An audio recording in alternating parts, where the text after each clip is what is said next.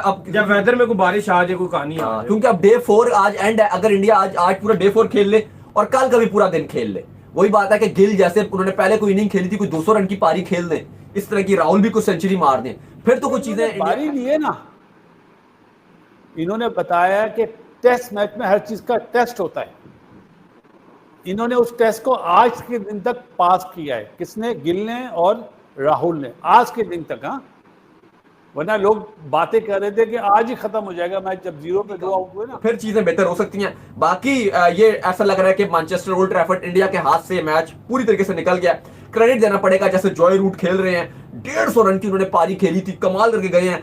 आज Ben Stokes ने जो बैटिंग की है भाई, मजा आ गया उनकी बैटिंग देख के। 141 रन की फ्रंट से लीड कर रहे हैं। अब गिल के ऊपर भी है कि जिस तरह से पिछले टेस्ट मैच में भी रन नहीं बने, इस मैच की पहली इनिंग में भी रन नहीं उनसे बने, तो अब वो जो पहले 2 टेस्ट मैच 2 ने सेंचुरियां करनी है। मैंने यही बात से शुरू करनी थी कि आपने कहा था टॉप 4 में से 2 100 करें, तो वो दोनों 100 के बहुत करीब है। फाइट बैक हुई है इस मैच में और 2 सेशन मुकम्मल बैटिंग की है और विकेट कोई नहीं खोया, जो कि बहुत शानदार बात है इंडिया के पर्सपेक्टिव से।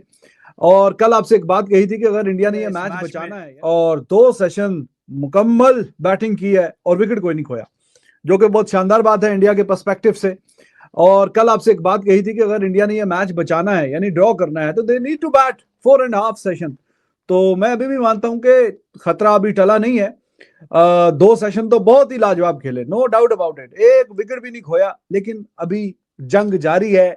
मैच बचाने की कश्मकश में अगले 2 सेशन नहीं, 2 से भी ज्यादा 2.5 सेशन बैटिंग करनी पड़ेगी, फिर जाके ये खतरा पड़ेगा कि well done Shubman Gill, well done KL Rahul, जबरदस्त किस्म की रेजिस्टेंस। आज अगर आप मुकाबला देखें, जिस मुकाबले पे टेस्ट मैच आ चुका था, एंड लिटरली पहले सेशन के बाद ये बात होना शुरू हो गई थी कि आज चौथे दिन इख्तिताम हो जाएगा, ये टेस्ट मैच 5वें दिन नहीं जा रहा, ये कर्टन्स हो चुके हैं, इंडिया ये सीरीज हार चुका है, फैसला सुना दिया गया था, लग भी रहा था। शुभमन गिल शुरू की 3 इनिंग्स में रन्स के अंबार, बाकी की इनिंग्स के अंदर रन्स नहीं आ रहे थे, लोगों का कंसर्न था। अच्छा, एक तारीफ के लायक कमबैक किया भारतीय टीम ने। एक टीम जिसके 0 के ऊपर 2 आउट हो गए हो और वो 633 के पीछे जा रही हो, 300 प्लस की लीड को उतार रही हो, उस टीम के ऊपर प्रेशर बहुत ज्यादा होता है। जैसा कि आपने देख ही लिया होगा वीडियो में, पाकिस्तानी मीडिया किस तरह इंडिया की तारीफें कर रहा है। पाकिस्तानी मीडिया तो चैंपियन ट्रॉफी के बाद से, जब से इंडिया की टीम चैंपियन बनी है, उसके बाद से जब से इंडिया की टीम ये इंग्लैंड का टूर करने के लिए गई है, पाकिस्तानी मीडिया तो इंडिया की तारीफें कर ही रहा है। क्यों ना करे, इंडिया की टीम इस तरह की परफॉर्मेंस देती है कि उसकी तारीफ करना बनती है, क्योंकि पाकिस्तान तो नहीं चाहता कि इंडिया की टीम अच्छी खेल का मुजाहरा करे, अच्छी परफॉर्मेंस दे, लेकिन पाकिस्तानी मीडिया के जो चैनल वाले हैं वो पाकिस्तानी होते हुए भी इंडिया की तारीफें करते हैं, और ये बात इंडियन मीडिया को भी हजम नहीं हो रही, क्योंकि वो चाहते हैं कि हमारी टीम इतनी ज़्यादा परफॉर्मेंस दे कि हम सिर्फ अपनी टीम की अपनी ही तारीफें करें, इंडिया वाले नहीं चाहते। लेकिन I mean is physically very fit है, एक तो यंग है, एक फिजिकली बड़ा फिट है, मेंटली भी बड़ा स्ट्रांग है, and coming back to his cricket he is got a proper technique, he is a good test player, good T20 player, and of course we've seen uski recent form in ODI cricket. So yeah, he's a complete player and a treat to watch. Yeah, he controls the game. जो India है उसको A1 मान के चला जाएगा, पाकिस्तान को A2 मान के चला जाएगा, जबकि जो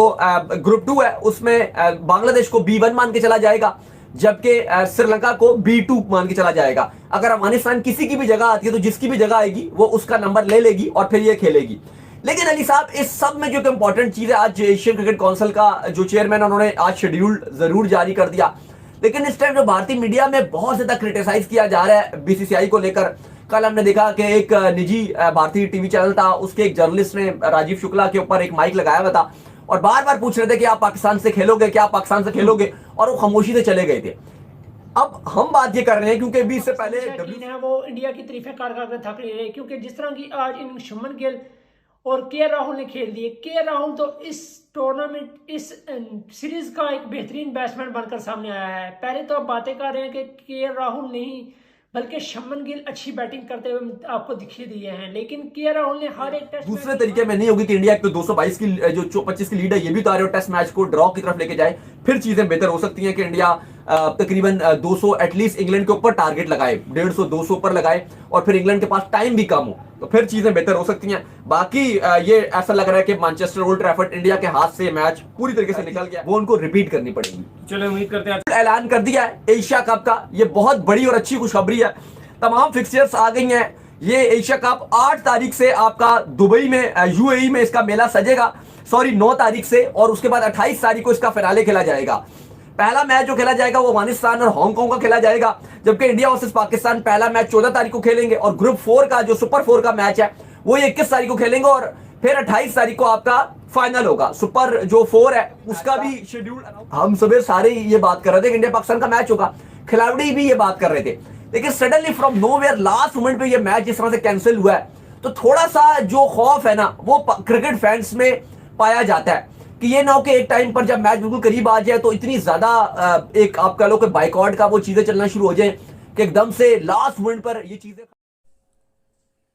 इंडिया वर्सेस इंग्लैंड चौथा टेस्ट मैनचेस्टर के ओल्ड ट्रैफर्ड स्टेडियम में खेला जा रहा है। शनिवार को मैच के चौथे दिन भारत ने दम दिखाया। भारत दूसरे और तीसरे सेक्शन में पूरी तरह हावी रहा। केएल राहुल और शुभमन गिल ने बहुत ही धैर्य के साथ बल्लेबाजी की और इंग्लैंड के विकेट के लिए तरसाया गया। स्टंप के समय भारत का दूसरी पारी में स्कोर 63 ओवर में 2 विकेट के नुकसान पर 174 रन रहा। राहुल ने 210 गेंदों में 87, जबकि कप्तान गिल ने 168 गेंदों में 78 रन बनाकर नाबाद रहे। दोनों रविवार को 5वें दिन भी टिककर बल्लेबाजी करने की फिराक में होंगे। भारत की नज़र में मैनचेस्टर टेस्ट को ड्रॉ कराने पर है। दूसरी पारी में भारत की शुरुआत अच्छी नहीं रही। क्रिस वॉक्स ने पहले ओवर में यशस्वी जायसवाल और साई सुदर्शन को लगातार गेंदों पर पवेलियन की राह दिखाई। दोनों का खाता नहीं खुला। ऐसे में ओपनर राहुल और गिल के साथ मोर्चा संभाला और इंग्लैंड की टीम को खुश होने का चांस नहीं दिया। दिन के पहले सेशन में इंग्लैंड की पहली पारी में 669 रन पर सिमटी 669।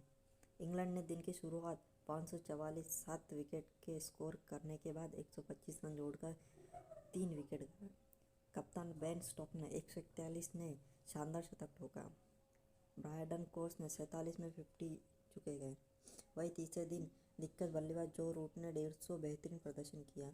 उन्होंने ओली पोप 71 के साथ तीसरे विकेट के लिए 144 और स्टोक के साथ 142 रन की पार्टनरशिप करने के बाद भारत को बैकफुट पर धकेला। भारत के लिए रविंद्र जडेजा ने सर्वाधिक 4 विकेट चटकाए। जसप्रीत बुमराह, वाशिंगटन सुंदर ने 2-2,